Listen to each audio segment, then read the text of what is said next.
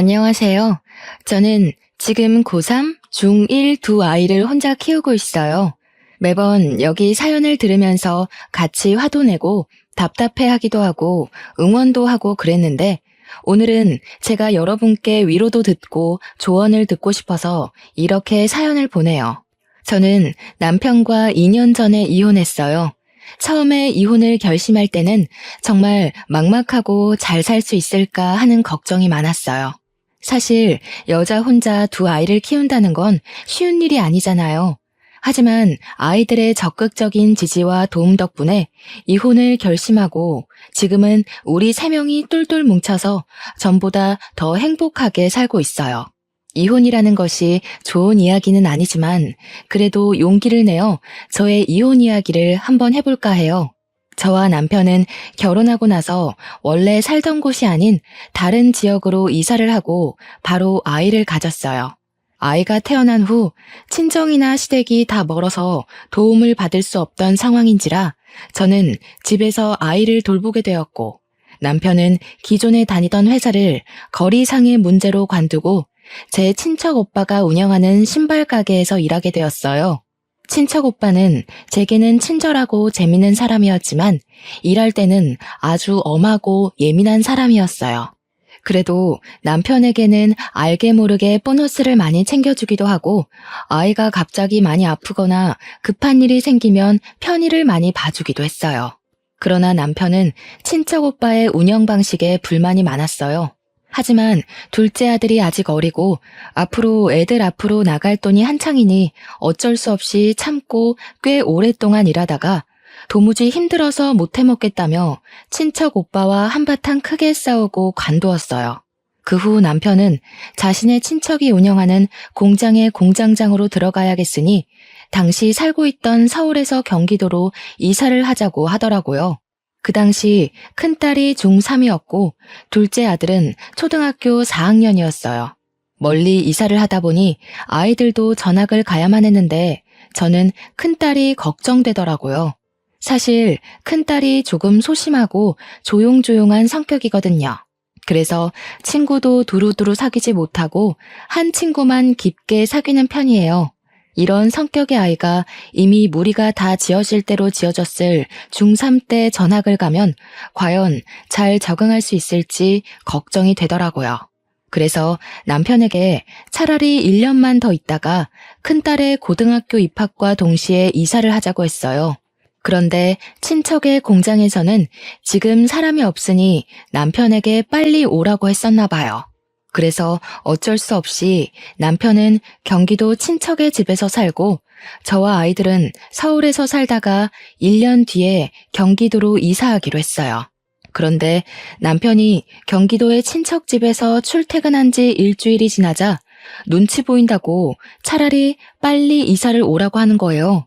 그때가 4월이었어요. 이제 학교에서는 단짝이 생기고 노는 무리가 형성되었을 시기인데 전학을 가자니 아이들이 너무 걱정되었어요. 요새 뉴스에서 보면 학교 폭력도 이전과는 다르게 아주 심각하잖아요. 안 그래도 마음이 여린 큰딸이 혹시라도 나쁜 아이들의 표적이 되어 왕따라도 당하게 되면 어쩌나요? 그래서 아직은 아이들 때문에 지금 당장 이사는 안 될 것 같고 차라리 거기 근처에 원룸을 구해서 살라고 했어요.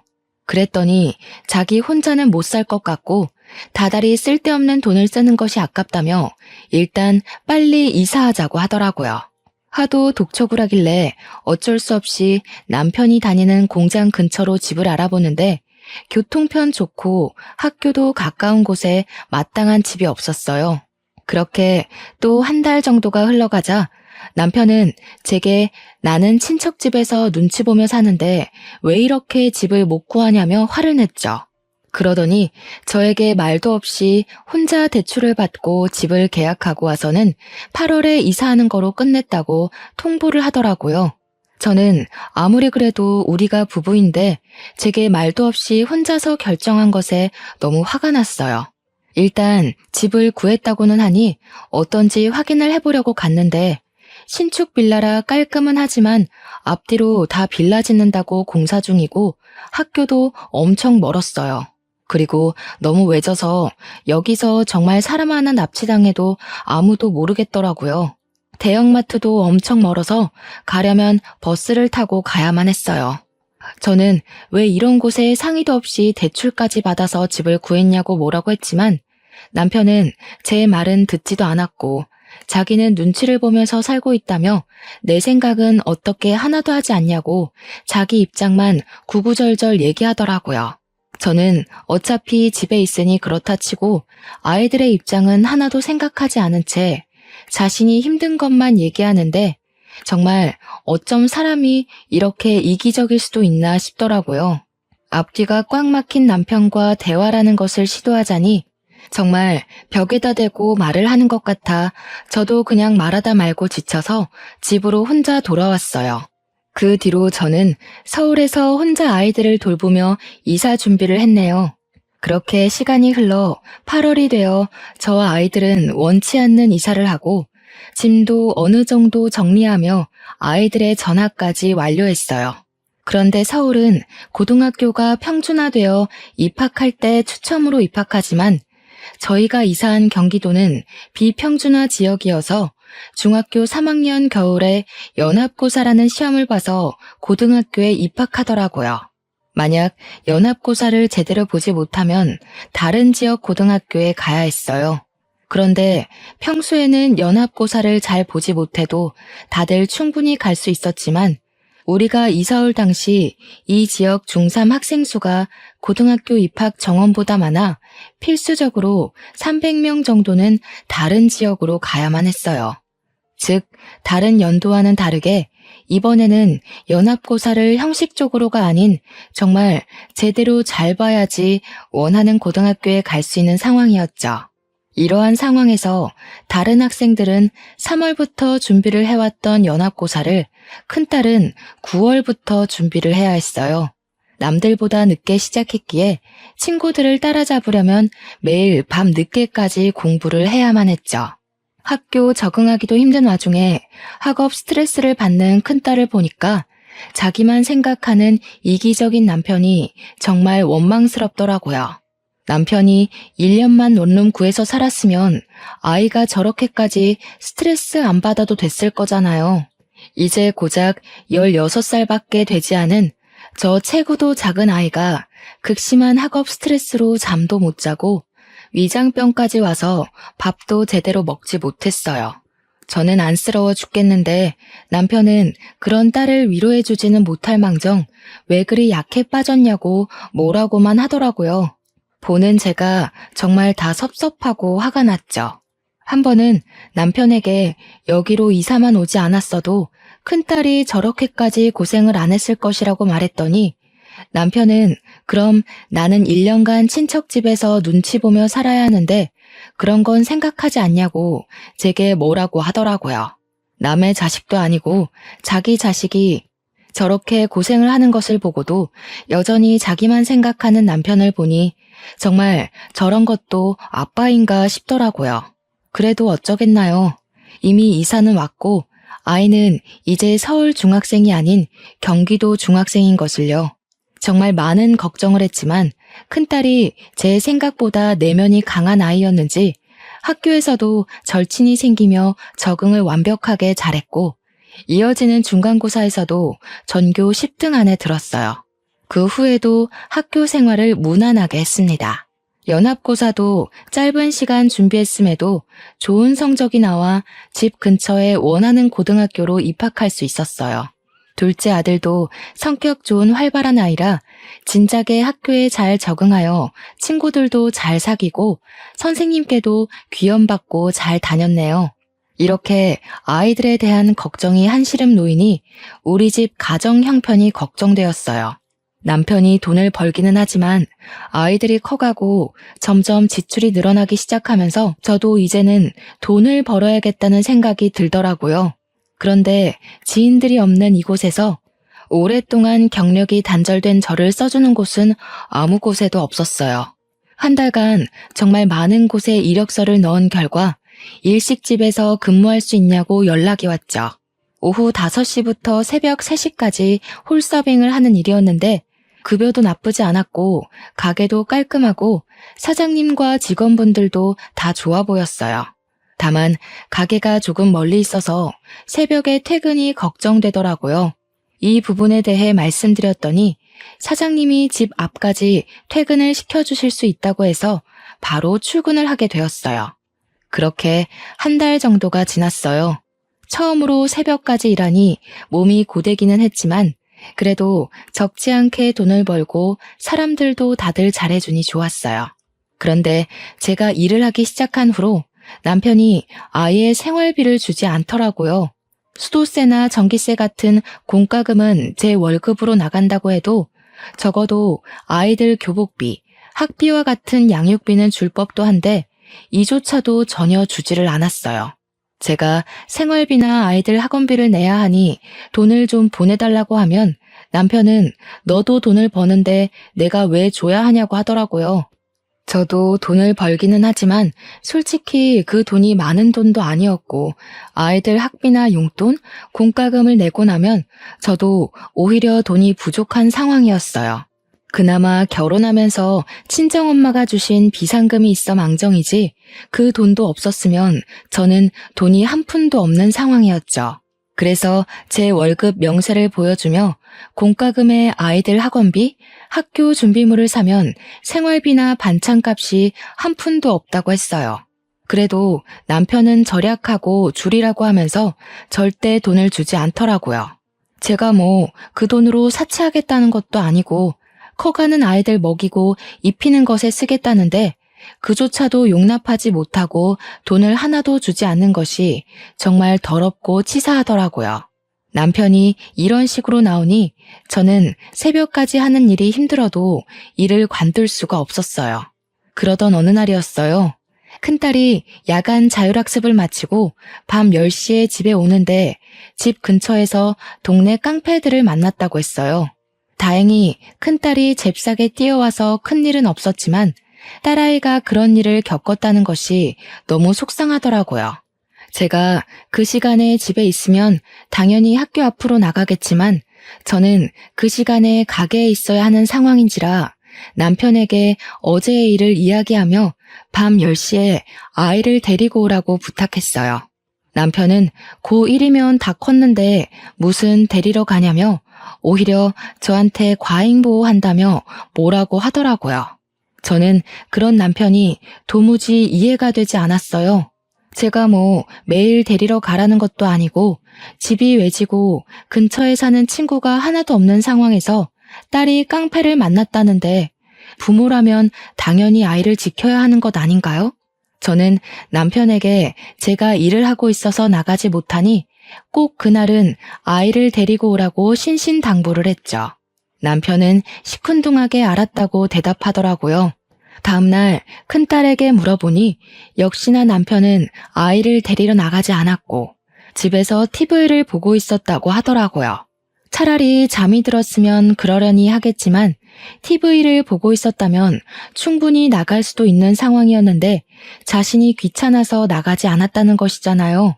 아이가 깡패들한테 맞을 수도 있는 상황에서도 철저히 자기 자신만 생각하는 남편의 모습이 너무 실망스럽고 화가 나더라고요. 이렇게 자기 자신만 생각하며 살 거면 그냥 차라리 혼자 살고 아이도 낳지를 말지 결혼은 왜 해서 이렇게 저와 아이들을 괴롭게 만드나 하는 생각이 들었어요. 그로부터 며칠 뒤 아들의 생일이었어요. 저는 새벽에 퇴근하자마자 미역국을 끓이고 아침에 일어난 아들에게 축하한다고 이야기해 주었는데 남편은 축하한다는 말 한마디 없이 그냥 밥만 먹고 있더라고요. 아들이 남편에게 나 생일인데 선물이나 용돈 없냐고 물으니 남편은 정색하며 무슨 용돈이냐고 밥이나 먹으라고 하더라고요. 아들은 그런 남편의 모습을 보고 크게 실망한 표정을 지었어요. 잠시 뒤 아들은 펑펑 울면서 다른 아빠들은 아들이 생일이라고 하면 생일 선물도 사주고 그 주 주말에는 같이 놀러 가기도 하는데 우리 아빠는 놀러 가기는커녕 용돈도 안 준다고 나를 아들로 생각이나 하냐 하더라고요. 그런 아들의 울음에도 남편은 기어이 생일 축하한다는 말 한마디 없이 그냥 출근했어요. 저는 솔직히 그날은 남편이 케이크라도 들고 퇴근을 할 줄 알았지만 남편은 빈손으로 퇴근을 했더라고요. 그 뒤로 아들과 남편의 사이는 급속도로 멀어졌네요. 남편이 아이들에게 하는 모습을 보면 정말 당장이라도 이혼을 해버리고 싶었어요. 하지만 아이들이 엄마랑만 사는 것보다는 아빠와 함께 사는 것이 더 좋다고 생각되어 남편의 이기적인 행동을 보면서도 바보같이 참고만 살았어요. 그러다가 연말이 되었어요. 연말에는 회식도 많아서 가게에도 손님들이 정말 많았고 장사를 마치고 정리를 하면 늘 새벽 5시였어요. 그래도 사장님이 가게에서 우리 집에 먼데도 여전히 매번 퇴근할 때 집 앞까지 태워다 주셔서 항상 편하게 퇴근을 할 수 있었죠. 어느 12월의 금요일 밤이었어요. 그날은 송년회나 회식으로 유달리 손님이 많아 정말 힘들었고 장사를 끝내니 새벽 5시였어요. 정말 피곤한 몸을 이끌고 사장님 차를 타고 퇴근을 했는데 남편이 그 시간에 안 자고 거실에 앉아 있더라고요. 왜 안 자고 있냐고 물었더니 남편이 저를 아주 매섭게 노려보며 화를 냈어요. 너 이 시간까지 그놈이랑 같이 있었지? 애들도 있는데 잘하는 짓이다. 무슨 소리야? 나 지금까지 가게에서 일하다 왔어. 거짓말하지 마. 내가 방금 너 그놈 차에서 내리는 거 다 봤어. 그리고 원래 3시에 끝나잖아. 지금 6시야. 지금까지 그놈이랑 같이 있었잖아. 아니야? 요새 연말이라 손님들 많아서 늦게 끝난다고 얘기했잖아. 그리고 그분은 사장님이야. 새벽에 택시비도 비싸고 잘 잡히지도 않으니까 집 앞까지 태워다 주는 거라고. 그럼 왜 너만 그 차에서 내려? 다른 직원들은 어디에 가고? 그리고 내가 오늘만 본 줄 알아? 어제도 지난주에도 그 차에서 내리는 거 내 두 눈으로 똑똑히 봤어. 이게 불륜이지 뭐야? 사장이랑 바람 피우는 불륜녀. 일하고 오느라 피곤한 나에게 남편은 사장님과 바람 피우는 불륜녀라며 말도 안 되는 의심을 하고 소리를 지르며 화를 냈어요. 하지만 저는 정말 맹세코 사장님한테 다른 마음 품은 적이 단 한 번도 없었고 무엇보다 가게에 사모님이 함께 계셨어요. 제가 만약에 사장님과 불륜을 저질렀다면 이미 그 가게에서 잘렸겠죠. 그리고 사장님이 저만 태워다 주는 게 아니라 전 직원 다 태워주는데 우리 집이 가게에서 제일 멀어서 제가 제일 늦게 내리는 것 뿐이거든요. 그런데 남편은 제가 사장님 차에서 단둘이 있다가 내렸다는 사실 하나만 가지고 불륜을 의심하고 있었어요. 남편이 그 조용한 새벽에 고래고래 소리를 지르는 통에 아이들이 자다가 놀라서 나와 남편을 말렸어요. 아이들이 울면서 그만하라고 소리를 지르니 남편이 그냥 집 밖으로 나가버리더라고요. 저는 놀란 아이들을 진정시키고 잠깐 자려고 안방에 누웠는데 너무 억울하고 분통해서 피곤한데 잠도 안 왔어요. 잠시 후 아이들은 친구들 만나러 나가고 저 혼자 그냥 멍하니 누워있는데 남편이 들어왔어요. 진짜 솔직하게 말해봐. 정말 그놈이랑 만나는 거 아니야? 당연히 아니라고. 요새 연말이라서 손님들 많아서 늦게 끝나는 거라니까? 게다가 가게에 사모님도 같이 일하고 계시는데 만나고 뭐하고 할 게 뭐가 있어. 그럼 차라리 일 관둬. 그 일 관두고 다른 일해. 가게는 많잖아. 안 그래? 내가 왜? 나 이제 여기서 일 적응해서 잘 다니고 있는데 왜? 그리고 솔직히 다른 곳보다 여기가 훨씬 돈도 많이 줘. 애들 학비며 용돈, 생활비에 공과금까지 다 내 돈으로 하는 마당에 내가 왜 이 좋은 일자리 두고 다른 곳에 가야 하는데? 네가 돈도 안 주면서 어떻게 먹고 살아? 애들이랑 다들 쫄쫄 굶고 살아? 그건 그냥 아껴서 하면 되잖아. 사람이 자기 분수에 맞게 살아야지. 어떻게 맨날 고기만 먹어? 뭐? 내가 언제 뭐 비싼 고기를 먹지? 그리고 나만 먹어? 우리는 밥에 김치만 먹어도 커가는 애들은 고기도 먹고 해야 하잖아. 한 근에 얼마 안 되는 삼겹살 좀 애들 먹이고 싶은데 생활비에 공과금 내 월급으로 내고 나니 돈이 없더라 돈이. 말이 나와서 말인데 도대체 네 월급은 다 어디에다가 쓰니? 너야말로 새살림 차려서 여자한테 돈 다 갖다 바치는 거 아니야? 너 말이면 다인 줄 알아? 너야말로 그놈이랑 불륜 저지르고 거기 계속 그렇게 다니는 거 아니야? 네 남편이 그렇게 싫다는데 굳이 거기에 가야겠어? 이렇게 가게가 많은데. 저는 혼자 오해하고 진실을 알려고 하지도 않으며 귀를 닫아버린 남편과 이야기를 하자니 속이 터져서 돌아버리겠더라고요. 말해봤자 제 입만 아프고 시간만 낭비되니 그냥 나 잘 테니까 나가라고 했어요. 그런데도 남편은 계속 그곳을 관두지 않으면 이혼하겠다는 말까지 하더라고요. 솔직히 지금도 제 돈으로 다 먹고 사니 이혼을 해도 경제적으로 큰 문제는 없었어요. 아이들도 이제 혼자서 학교 다녀오고 저 없이도 알아서 밥도 잘 차려 먹고 생활할 수 있기도 했고요. 그런데 갑자기 이혼하면 아이들이 받을 정신적인 상처가 걱정되었어요. 특히 감정이 예민한 큰딸은 더 큰 상처를 받을 것 같았어요. 그래서 일단은 아이들이 성인이 될 때까지는 남편이 저래도 참고 그냥 한 귀로 듣고 한 귀로 흘리며 기다려야겠다고 생각했어요. 남편은 그 뒤로도 계속 저를 의심했죠. 그러나 여기만큼 급여를 잘 주고 사람도 좋은 곳을 찾지 못해서 저는 의심을 하든 말든 그냥 계속 다녔어요. 사실 제가 일식집에서 정말 다른 남자를 만난 것도 아니고 사장님과 눈이 맞은 것도 아닌데 남편이 오해한다는 이유 하나만으로 이렇게 좋은 직장을 관둘 필요가 전혀 없잖아요. 무엇보다 남편은 생활비를 일절 주지 않았어요.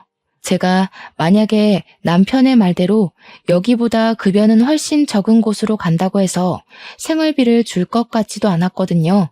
어떤 핑계를 대서라도 생활비 한 푼 안 줄 사람이란 것을 알기에 더더욱 관둘 수가 없었어요. 그렇게 매일 싸움으로 지쳐가던 어느 날이었어요. 하루는 일하는데 새벽 2시에 큰딸에게 전화가 왔어요. 아빠가 이 시간에 집에 없다는 거예요. 일단 알겠다고 하고 남편에게 전화했어요. 그런데 받지를 않더라고요. 전화를 끊고 다시 일하려는데 사장님이 저를 부르더니 살 것이 있다고 잠깐 편의점 좀 다녀오라고 하셨어요. 저는 가게에서 나와 편의점으로 향했어요. 편의점을 가려면 큰 신호를 건너 아파트 단지 앞까지 가야 했죠. 아파트 단지 앞으로 걸어가는데 저 멀리 남편과 웬 여자가 팔짱을 끼고 걷더라고요. 저는 남편을 부르려다가 뭔가 이상해서 이게 무슨 상황인지 지켜보기로 했어요. 그 둘은 팔짱을 끼고 아파트 안에까지 들어갔어요. 저는 계속 쫓아가서 몇 동으로 들어가고 몇 층으로 올라가는 집까지 알아냈어요. 그리고 저도 바로 따라 올라갔죠. 엘리베이터를 타고 해당 층에서 내리니 그 층에 2개의 집이 있더라고요. 오른쪽의 집은 아예 불이 꺼져 있었고 왼쪽 집은 불이 켜져 있었어요. 현관에 귀를 살짝 대보니 남편과 여자의 대화 소리가 들리더라고요. 저는 이 집에 남편이 있다고 확신하고 벨을 눌렀죠. 여자가 먼저 누구냐고 묻길래 일부러 말을 안 하고 가만히 있었어요. 제가 조용히 있다가 다시 벨을 누르니 남편이 누군데 이 시간에 벨을 누르냐고 화를 내며 현관문을 열었어요. 그런데 제가 그 앞에 서 있는 모습을 보고 깜짝 놀라더라고요. 네가 왜 여기 있어? 이 집은 어떻게 알고 온 거야? 너야말로 집에 있어야 할 이 시간에 이 집에 저 여자랑 왜 있니? 희진이가 전화 왔더라. 새벽에 잠깐 깼는데 네가 없다고. 아, 이렇게 2집 살림해서 우리 아이들 키울 돈이 없었니? 그래? 그래놓고 나한테 불륜을 저지르니 마느니 방귀 낀 놈이 성낸다더니 딱 그 꼴이네. 여보, 누구야? 누구길래 이렇게 화를 내? 아이 이야기는 또 뭐고? 여보? 지금 상황 보면 모르시겠어요? 이 사람 원래 저랑 결혼해서 애가 2이나 있는 유부남이에요. 뭐 어차피 저는 이 사람 성격에 질려서 이혼하려던 참이었으니까 그쪽이 이 남자를 가지든 말든 알아서 하세요. 서영아, 아니야. 이 사람 옛날에 한번 만났는데 정신이 좀 오락가락해. 허언증도 있고 좀 그래. 이 시간에 이렇게 다니는 거 보면 모르겠어? 그렇게 병원을 가라는데도 가지도 않고 그러네. 그니까 서영이는 상관하지 마. 알았지? 그냥 정신 나간 여자야. 남편은 저를 정신병자 취급하며 정신 나간 여자라고까지 했어요. 지금 생각해보면 딱히 틀린 말은 아니었던 것 같아요. 자기밖에 모르고 제멋대로 상상의 나래를 펼치고 의심하는 사람과 사느라 그때는 정말 저도 제정신으로 버티기가 힘들었거든요. 정말 아이들이 있으니 버티고 참았지 아이들마저 없었으면 이미 저는 정신병원에 갔을지도 모르겠네요.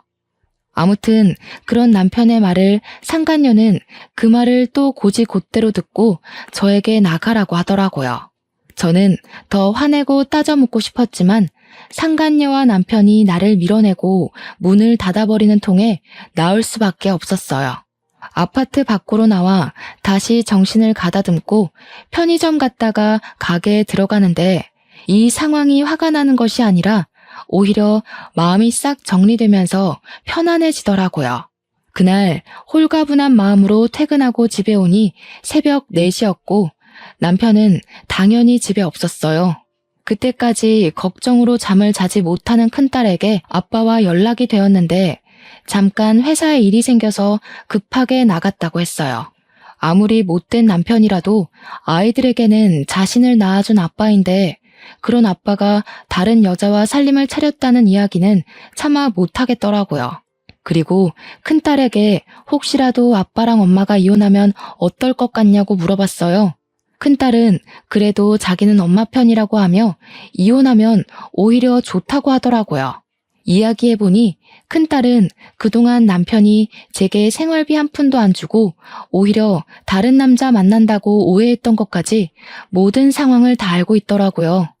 그러면서 저와 남편이 싸우는 거 보면서 불안하게 사느니 차라리 좀 힘들어도 저와 마음 편하게 사는 게 더 좋다고 말했어요.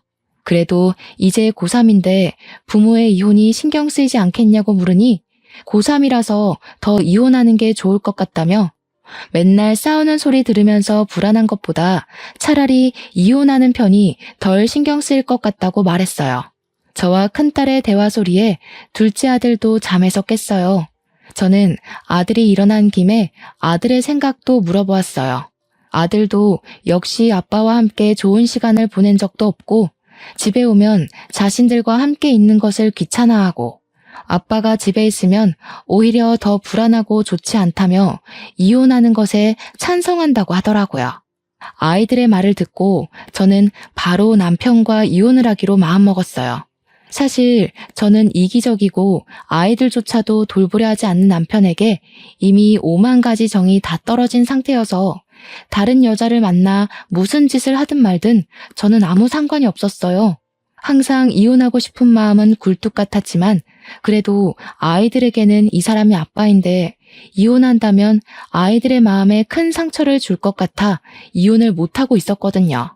그런데 남편이 다른 여자를 만나 살림까지 차리는 것을 두 눈으로 확인하고 게다가 아이들도 이혼하는 것에 대해 찬성하는 이 마당에 더는 제가 이혼을 못할 이유는 없다고 생각했어요. 그리고 다음 날 저는 이혼 서류를 준비하고 남편 공장 앞으로 갔어요. 그리고 남편에게 전화를 걸어 잠깐 앞으로 나오라고 했죠. 남편이 나오자 아무 말 없이 이혼 서류를 던져주고 그냥 왔어요. 그리고 집으로 돌아가는데 시어머니한테 전화가 오더라고요. 종태한테 다 들었다. 네가 불륜을 저질렀는데 뭐가 잘한 게 있다고 이혼 서류를 내밀어? 불륜을 저지른 것이 자랑이야? 어머니, 제대로 좀 알고 화를 내세요. 그동안 어머니 아들이 어머니 손주들 크는데 돈 한 푼도 안 줘서 제가 새벽까지 일하며 돈 벌어서 다 먹이고 키웠어요. 그런데 제가 그렇게 일하는 새벽에 어머니 아들은 이미 다른 아파트에서 젊은 여자랑 새 살림을 차렸어요. 그래서 이혼하자고 서류 내민 게 그렇게 잘못이에요? 우리 종태가 그럴 리가 없다. 종태가 얼마나 책임감 강하고 성실한 아이인데 네가 돈을 헤프게 쓰느라 생활비가 다 떨어졌던 거겠지. 그리고 젊은 여자랑 새 살림이라니 말도 안 된다. 네가 오해한 거겠지. 어머니는 남편의 말만 듣고 무조건 다 제 잘못이라고만 하면서 자기 아들에게 사과하고 같이 살라고만 했어요. 시어머니와의 전화를 끊으니 이번에는 남편의 형, 동생이 돌아가면서 전화해서는 제게 불륜 저질러 놓고 뭐가 그리 당당하냐고 뭐라고 했어요. 게다가 남편 회사의 사장님인 친척형까지 저한테 전화해서 남편이 돈 벌어다 주면 알뜰살뜰하게 집에서 살림이나 잘할 것이지 돈도 헤프게 쓰고 다른 남자까지 만나냐며 뭐라고 하더라고요. 누가 한 가족 아니랄까봐 남의 말은 하나도 듣지 않고 혼자 오해하고 의심하는 게 다들 똑같더라고요. 저는 너무 화가 나서 견딜 수가 없었어요. 이 사람들에게 남편의 잘못을 확실히 알려주기로 했어요. 남편이 잘못해서 이혼하는 마당에 꼭 내가 잘못해서 이혼한 것처럼 있기는 억울하잖아요. 일단 가게에는 죄송하지만 급하게 집안일이 생겨 일주일만 쉬겠다고 양해를 구했어요. 그리고 남편이 퇴근할 시간에 맞춰 상간녀가 사는 아파트 앞으로 갔죠. 얼마 지나지 않아 남편이 나타났어요. 제가 이혼하자고 하니 이제는 아주 당당히 제 집 가듯이 들어가더라고요. 저는 기회를 놓치지 않고 아파트에 들어가는 사진을 찍었어요. 또 사진 찍을 것이 있을까 싶어 기다리는데 마침 둘이 팔짱 끼고 다정하게 나오더라고요. 몰래 쫓아가니 세상 다정한 부부처럼 장을 보고 있더라고요. 우리 집에서는 한 번도 사지 않았던 비싼 소고기도 장바구니에 넣더니 남편이 자신의 카드로 계산을 하더라고요. 저랑 장을 볼 때는 달걀 한 판도 아깝다며 한 판 다 못 먹으니 10구짜리만 사라던 사람이었거든요. 마트에서도 둘이 딱 달라붙어서 시식 코너에서는 서로 먹여주기도 하며 장을 보는데 볼수록 가관이더라고요. 저는 이 모든 모습을 사진을 찍어 남편의 가족과 친척들에게 보냈어요. 그리고 다들 제가 불륜을 저질렀다고 하시는데 실제로는 이렇게 남편이 다른 여자와 불륜을 저지르는 상태이고 저는 지금 생활비 한 푼도 못 받는 상황인데 이런 상황에서 제가 이혼 서류를 내민 것이 그렇게 욕을 먹을 만큼 잘못한 것이냐고 문자를 보냈어요. 그렇게 문자를 보내고 집에 들어와 쉬고 있는데 남편에게 전화가 왔어요. 너 제정신이야? 아무리 그래도 그렇지 어떻게 내가 서영이랑 만나고 있는 사진을 그렇게 다 보내? 네가 보낸 사진과 문자 보고 우리 엄마 충격으로 쓰러지셨어. 어떡할 거야? 네가 나보고 정신 나간 여자라며. 정신 나간 여자가 무슨 짓인들 못할까? 그리고 너네 가족한테 내가 불륜 저질렀다고 얘기했더라? 내가 진짜 불륜이라도 저질렀으면 이렇게 억울하지라도 않지. 네가 잘못했는데 왜 내가 욕을 먹니? 어머니 일은 안타깝지만 어머니 쓰러지신 게 네 잘못이지 내 잘못은 아니잖아. 안 그래? 사실 시아버지가 지금은 돌아가셨지만 젊은 시절 그렇게 바람을 피우고 다니셨다고 해요. 정말 여자 문제, 돈 문제로 시어머니가 마음고생을 말도 못하게 하셨죠. 그런데 아버지를 절대 닮지 않겠다고 다짐했던 아들이 자기 남편과 똑같은 짓을 하고 이혼당하게 생겼으니 그 충격에 쓰러지신 거죠. 어머니께서 쓰러지신 것은 너무 안타까운 일이지만 이 와중에도 남편은 자신의 잘못은 생각하지도 않고 무조건 다 제 탓으로 돌리더라고요. 그 모습을 보니 정말 이 사람은 상종해서는 안 될 사람이라는 생각이 들었고 이런 사람을 믿고 결혼 생활을 한 저의 지나간 시간이 너무 아깝게 느껴졌어요. 지금 생각해보면 남편과 결혼할 당시 저의 눈이 단단히 삐었던 것 같아요. 그리고 다음날 시어머니가 눈을 뜨지 못하고 돌아가셨다는 소식을 들었어요. 저는 남편의 얼굴이 보기 싫어 장례식장에도 가기 싫었지만 그래도 평소에는 시어머니가 잘해주시기도 했고 마지막 길을 가시는데 찾아가지 않는 것도 예의는 아닌 것 같아 어쩔 수 없이 장례식장으로 향했어요. 그래서 장례식장 안으로 들어섰더니 어디선가 싸우는 소리가 들리더라고요. 그런데 목소리가 뭔가 익숙해서 싸우는 소리를 따라가 보니까 남편이 자신의 가족, 친척들과 어머니의 영정사진 앞에서 크게 다투고 있었어요. 가만히 들어보니 제가 어제 보낸 사진과 문자에 관한 내용을 가지고 다투고 있더라고요. 남편의 가족들과 친척들은 문자의 내용을 남편에게 보여주며 아버지가 어머니를 얼마나 힘들게 했는데 그 모습을 보고 자란 네가 어떻게 그럴 수 있냐고 다들 남편에게 한 소리를 하고 있었어요. 그 사이에서 남편은 아니라고 다들 오해하고 있다고 해명을 하고 있었죠. 그러다가 제가 장례식장 안으로 들어서니 남편이 저를 보고 화를 버럭 내며 오더라고요. 네가 여기에 왜 와? 다른 사람들한테는 다 보내도 우리 엄마한테는 보내지 말았어야지. 네가 우리 엄마를 죽인 거야. 네가. 불륜이나 저지른 주제에 잘도 돌아다닌다. 그놈의 불륜. 막말로 내가 사장님이랑 불륜을 저질렀던 증거라도 있어? 내가 사장님 집에 단둘이 들어갔다거나 손이라도 잡았거나 팔짱이라도 낀 증거라도 있냐고. 자기는 서영이라는 년이랑 팔짱도 끼고 살림도 차리고 할 것 다 했으면서 너야말로 불륜을 저질러 놓고 뭘 잘했다고 행패야?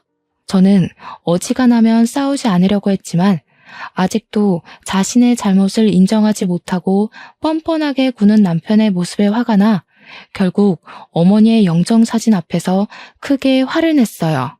저와 남편의 말다툼이 점점 심해지자 모든 친척이 와서 말렸어요.